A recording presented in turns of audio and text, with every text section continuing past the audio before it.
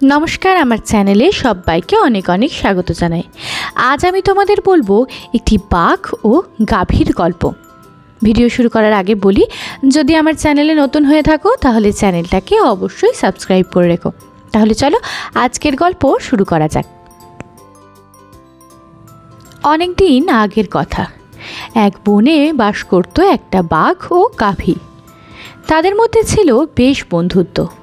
তারা সব সময় একে অন্যের বিপদে পাশে থাকত। বাঘের ছিল 3টে নাদুস নুদুস বাচ্চা এবং গাভীর ছিল একটা বাছুর। এদিকে বাঘের বাচ্চা আর গাভীর বাছুরের মধ্যেও ছিল বেশ বন্ধুত্ব। বাঘের প্রিয় খাদ্য ছিল মাংস, সেটা যে কোনো প্রাণীর হলেই চলতো। আর গাভীর প্রিয় খাদ্য কাঁচা ঘাস, ভুসি। বনে ভুসি পাওয়া যেত না বলে কাঁচা ঘাসেই ভোজন চলত। গাভী জানত বাঘ যে তাদের চিরকালের শত্রু। তারপরও বাঘের সঙ্গে বন্ধুত্ব করার কারণ হলো, গাভীটা একদিন সিংহের সম্মুখীন হয়েছিল। ওই সিংহটা ছিল বৃদ্ধ। তাই বাঘ সিংহকে মেরে তার কবল থেকে গাভীটিকে বাঁচিয়ে এনেছিল নিজের আহারের জন্য। তবে জানি না কি ভেবে বাঘ গাভীটিকে না খেয়ে বন্ধুত্বের হাত বাড়িয়ে দিয়েছিল। এরপর থেকে গাভী বাঘকে অন্ধভাবে বিশ্বাস করতে লাগলো। এভাবেই দিন থেকে দিন তাদের সম্পর্ক মধুর হতে লাগলো। একদিন গাভীর বাছুরটি খুব অসুস্থ হয়ে পড়ল। কদিন ধরে দুধ থেকে শুরু করে ঘাস খাওয়াও ছেড়ে দিয়েছিল।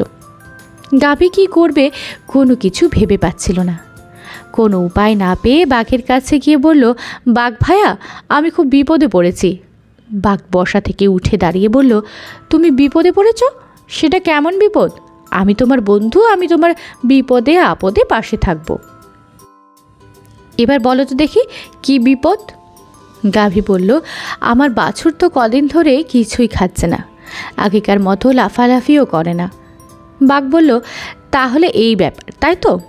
আমার বাচ্চারা বলছিল তোমার বাছুর ওদের সঙ্গে খেলতে আসে না। ওরাও ভুল বুঝেছে। তাহলে এখন চলো শিয়ালের কাছে নিয়ে যাই, দেখি শিয়াল কোনো কিছু করতে পারে কিনা। বাঘের কথা মতো গাভী বাছুরকে নিয়ে গেল শিয়ালের কাছে। এত বড় বনের মধ্যে মাত্র একজনই ডাক্তার, তাই শিয়ালের কাছে রোগীর ভিড় লেগেই থাকে সকাল থেকে বিকেল পর্যন্ত। বাঘ আর গাভী শিয়ালের কাছে বাছুরটিকে নিয়ে গেল। শিয়াল ভালো করে দেখে চিকিৎসা করলো, সঙ্গে দুবেলার ওষুধও দিয়ে দিল। তারপর বাঘ ও গাভীটি নিজেদের আস্তানায় চলে এলো। শিয়ালের কথা মতো গাভী বাছুরটিকে ওষুধ খাওয়াতে লাগলো। অবশেষে দুদিনের মধ্যেই বাছুর সুস্থ হয়ে উঠল। আগেকার মতো বাঘের বাচ্চাদের সঙ্গে খেলা করতে লাগলো।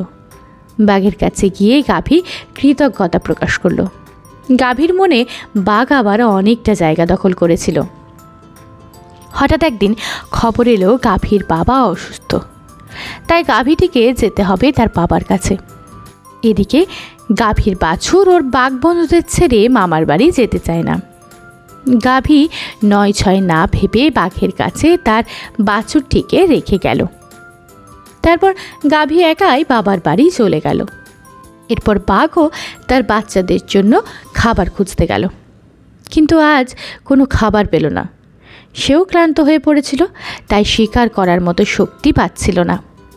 তাই আজ খালি হাতে গুহায় গেল। বাচ্চারাও পেটের ক্ষুধায় কাতর হয়ে পড়েছিল। মায়ের শূন্য হাত দেখে জিজ্ঞাসা করলো, মা, খাবার কোথায়? বাঘ কোনো কথা না বলে গুহার বাইরে গেল। হঠাৎ মনে পড়ল গাভীর বাছুরের কথা। তাকে খাওয়ার ফন্দি করছে দুষ্টু বাঘ। আবার ভাবে, এটা কি ঠিক হবে? মুচকি হেসে বলে, এরাই তো আমাদের বেঁচে থাকার একমাত্র সম্বল। বাঘ হিংস্রভাবে ঝাঁপিয়ে পড়ে বাছুরটিকে মেরে ফেলল। তারপর আনন্দ করে নিজের বাচ্চাদের নিয়ে খেয়ে ফেলল। পরদিন গাভী এলো। গুহার কোথাও তার বাছুরকে দেখতে পেল না, এমনকি বাঘের বাচ্চাদের সঙ্গেও নেই। তাই গাভী বাঘের কাছে গিয়ে তার বাছুরের কথা জানতে চাইল। সে বলে, আমি কি করে জানবো তোমার বাছুর কোথায়? বনে দেখো গিয়ে কার আহার হয়ে বসে আছে। গাভী বললে, তোমার কাছেই তো রেখে গিয়েছিলাম। বাঘ বিরক্ত হয়ে বলল, জানতে চাও তোমার বাছুর কোথায়? বাঘ বললে, আমার পেটে। গাভী কথাটা শুনে বললে, তুমি আবার আজকে প্রমাণ করলে বাঘ, রক্ষকরাই ভক্ষক হয়। আজকের গল্পটা এই পর্যন্তই ছিল। গল্পটা ভালো লাগলে ভিডিওটা একটা লাইক করে দিও, বন্ধুদের সাথে শেয়ার করতে ভুলো না। দেখা হবে পরবর্তী ভিডিওয়। আজকের জন্য টাটা।